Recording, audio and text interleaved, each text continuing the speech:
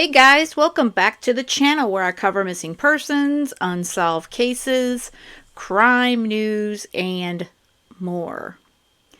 It's been a little bit since I've covered any updates in the Delphi murders case, and unfortunately, I'm never going to be a breaking news, especially on Delphi, and probably for pretty much on anything else. That said, I will be covering the current updates as much as I can, and then the trial is set for May. They were back in court. The attorneys and the judge, they were back in court on Monday, which was March 18th, for two hearings. They had one in the morning, and then they had one again in the afternoon. Now, Judge Francis Gull ruled on a few big decisions that will decide on how the rest of the case is moving forward. Now, for those that are not aware, I'm sure you are by now, but Richard Allen is going to be on trial. He is accused of the murder of Abigail Williams and Liberty German in February of 2019 on the Monon High Bridge in Delphi, Indiana. Now, on January 18th, just a little back history here as well, the same day the Indiana Supreme Court reinstated Richard Allen's original attorneys. We've had a bit of craziness going on as far as the attorneys, other things, and it just doesn't seem to stop. And in my opinion is it's really sad because this is taking away from the one thing that we all have been waiting for, is justice for these two girls. Now, unfortunately, we have to get through all this garbage before we get to this trial, and hopefully these two beautiful girls are not forgotten in all this, because that's what it is all about. Justice for Abby and Libby. Now, back in January, during that whole Supreme Court craziness, Carroll County prosecutor Nicholas McClelland, he filed a request to amend the charges. So now the charges against Richard Allen are 2 counts of murder while committing or attempting to commit kidnapping. Previously, it was filed on October 28th of 2022. There's 2 counts of murder and 2 counts of kidnapping. So during Monday's first hearing, the one in the morning, Judge Gull approved both counts of murder, but the judge dismissed both counts of kidnapping. So she threw those 2 charges out. So those 2 were gone, but the murder still stands aside. Now, Nicholas McClelland agreed to abandon the request for the kidnapping charges, and he basically conceded that the charge falls outside the 5-year statute of limitations. And really, I mean, the kidnapping is not going to mean much of anything when you have the murder charges on the table. He previously stated that the added charges more accurately aligns the charging information with the cause's discovery in the probable cause affidavit. Now, in regards to the change of venue motion, Judge Gull, she ruled that all future hearings will take place in Carroll County. So she says, nope, that's not going to happen. She also responded to the defense's motion to recuse herself, which she denied. Yeah, we didn't think that she was going to do that either. The sad thing is, it's been a back and forth between Richard Allen's attorneys and this judge, so I really hope that ceases once this trial begins, because I tell you, all this stuff to me, it just bothers me because it's taking away from what it should be about, is the girls. And then we go to the second hearing that discussed the accusations of contempt against Andrew Baldwin and Bradley Rossi, Richard Allen's attorneys. And Gull denied the defense's request for a continuance in this contempt hearing. Now, McClelland argued that the attorneys should be held in contempt of court for what he called a trend of not being completely honest with the court. The prosecutor said the attorneys violated the gag order in the case by issuing a press release back on December 1st of 2022, proclaiming Allen's innocence. And McClelland also pointed out to information which included the crime scene photos that were leaked to the public through Baldwin's office. Court transcripts stated that Gull previously accused Allen's attorneys of quote-unquote gross negligence in the case prior to their removal, and the state Supreme Court's later reinstatement of those attorneys, because that's who Richard Allen wanted to represent him. Those attorneys have asked several times in recent weeks for the contempt hearing to be delayed, and obviously Gull is like, heck no. So the final issue of the day on Monday was a motion by the defense to dismiss the charges against Allen because of the video evidence that was destroyed by the state. Interviews the defense believes could have helped prove Allen's innocence and pointed to the alleged real killers. Now this is really bothersome to me, and I'm going to play a bit of Vinny and Barbara on Court TV talking about this. They lost 70 hours of testimony, of interviews back in 2017. And this is ridiculous. This is so ridiculous that this even happened. The state basically is stating that the interviews that were recorded via DVR at Delphi Police Department in the first 6 days after the girls' bodies were discovered, they somehow got erased because the DVR's settings got changed or something happened because of a power surge or some other accidental reset or something, which I'm like, what? According to testimony, the videos also recorded in from April 28th to June 30th also got erased. So some of those videos were recovered, but there's no sound, so that sort of makes them like, yeah, how does that help anybody? The defense team has theorized that one of the people involved in the murders of Abby and Libby were interviewed in that first week after the girls' bodies were discovered after the murders. Now, Gull did not make a decision on whether she would dismiss the charges because of those video interviews were destroyed. So basically, you have Nicholas and the state stating, well, nothing that happened in those first 6 days would help the defense, would help Richard Allen. So really, it doesn't matter.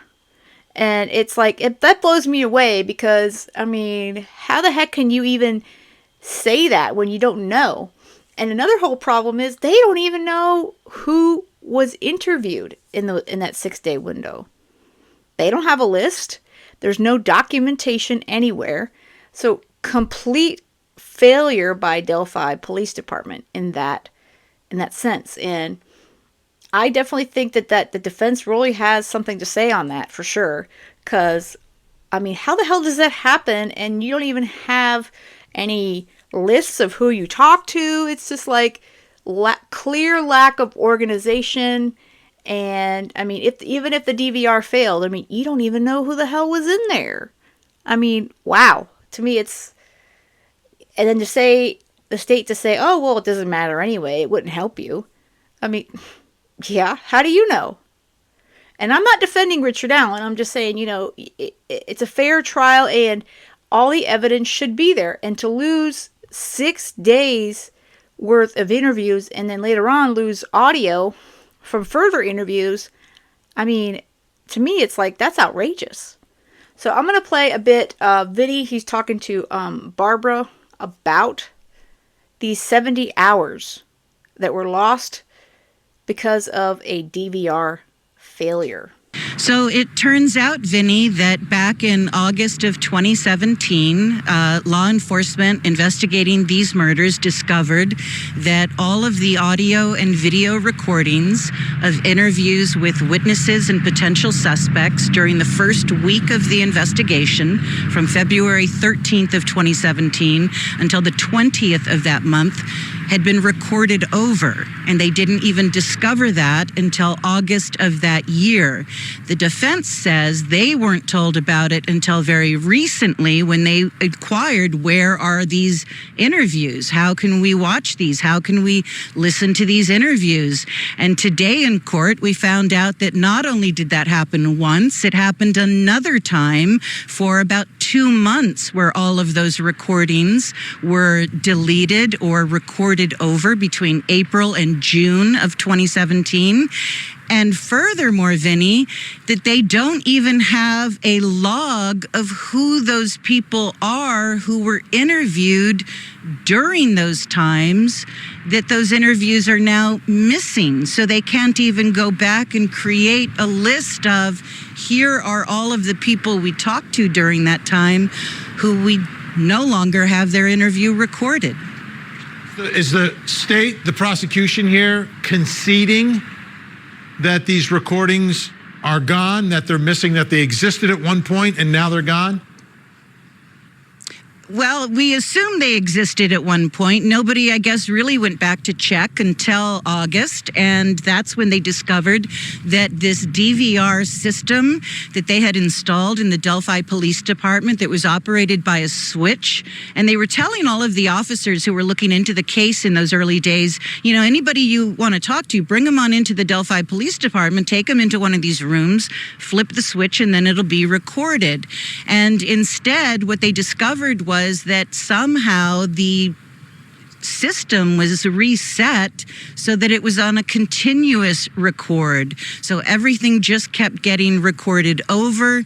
And so, yeah, they are admitting that we don't have those interviews. We cannot share them with you.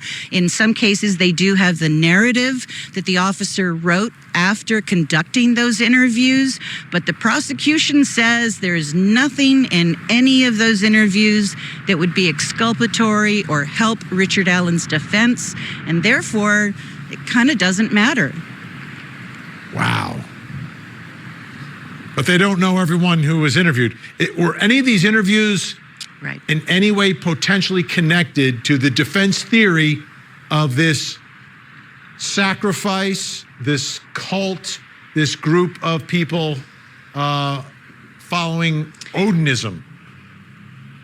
At least one of the men who has been identified by the defense as being one of those members of the Odinist group who could potentially be an alternate suspect in this case, his interview was not recorded or lost. They do have the narrative from that. Also, the state called, or rather one of the witnesses who testified was Steve Mullins, who was the Delphi police chief at the time that all of this happened. He is now retired from that position and working as an investigator for the prosecutor. And he admitted that, you know, basically, we don't have that information. And some of the people that we brought in and talked to were people who were reporting tips about those men. And we also don't have those interviews. But again, they don't necessarily have a list of who those names are because they didn't keep a log of that information. I mean, how ridiculous is that? I love the look on Vinny's face. Of course, I froze it. I think it's great. I mean, what a joke. And this case is not a joke. Don't get me wrong. But this is so outrageous. Oh, yeah, we lost him, but, you know, and we don't really know who we talked to. We have a couple notes. We don't know, but it's nothing important that you guys would need.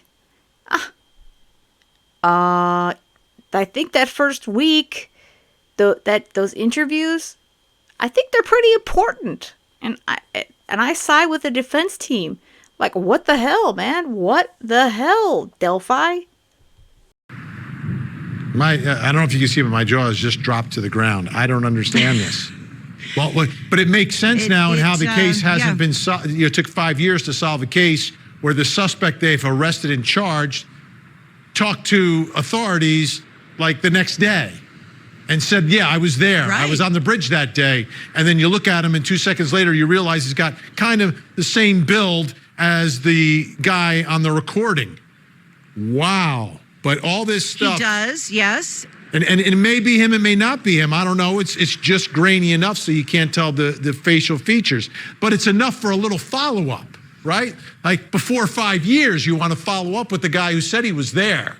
And they somehow misplaced this information. And one of the points that Andrew Baldwin made in court today regarding that is, perhaps, they're saying that the information that this man conveyed to them during that interview would not help Richard Allen's defense. Their point is, what if he said something in that interview that then later you found some evidence about that you could then go back and go, aha, see, he kind of indicated he might have some knowledge about something that perhaps he shouldn't have had knowledge of. They can't do that because that interview they don't have. They only have a narrative, which was described several ways, being perhaps 6 paragraphs, very short paragraphs, maybe 100 words on the entire document. That's the narrative of what he had to say back in those first days of the investigation. Wow. The more we learn, the scarier it gets, the way all of this went down. It doesn't help prosecutors. Doesn't mean they can't win the case. Doesn't mean that Richard Allen can't be found guilty, but it's going to be much more of a challenge now. Barbara McDonald on the ground in Fort Wayne tonight. Wow. I seriously. And Barbara has done amazing work. Obviously, if you guys have been following Delphi, Barbara McDonald, she is like the one.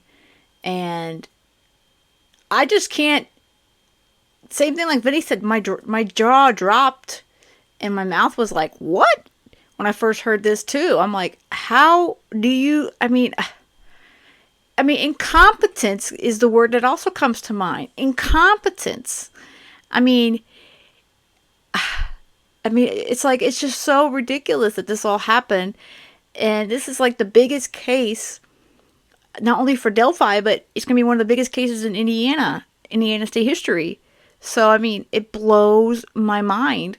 And I'm sure the families of Abby and Libby are like, what? Seriously, it's just, like I said, though, everything that has happened, this all happened obviously before Richard Allen got arrested, but, talk about, like, problem after problem. It's like just stumbling blocks all along the way to get justice for these girls. And it shouldn't be that way. These guys had plenty of time to make sure that everything was set. 5 years. And they're just finding out this just before the trial in May. When you have, the state saying, Nicholas McGlennon saying, the defense is screwing up. Well, I gotta say, you're representing the state. And as much as we all want justice for these girls, we also want to make sure that the right person or persons is held accountable. And how do we know that somebody didn't say something? And I completely agree with that Andrew Baldwin said.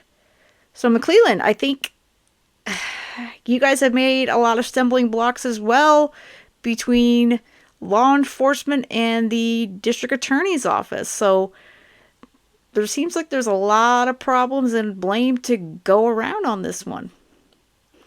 So looks like they're going to be, jury selection will start, looks like May 13th. And then the trial will begin right after that. So they're, according to Judge Gull, through May 13th through May 31st for the trial.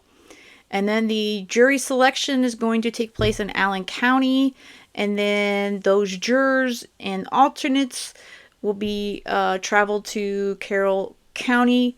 And that's where the trial will be held. And again, it's a couple months away, right around the corner. And I know I'm ready for justice for Abby and Libby, as are many of you, and especially their families. All right, guys, let me know what you think of all this in the comments. I'm just still blown away by those 70 hours. I'm just still blown away. I think that's just it's not gonna get out of my brain right away. The moment I heard it, I just keep thinking about it. All right, guys, I hope you have a great rest of the day. And most of all, stay safe.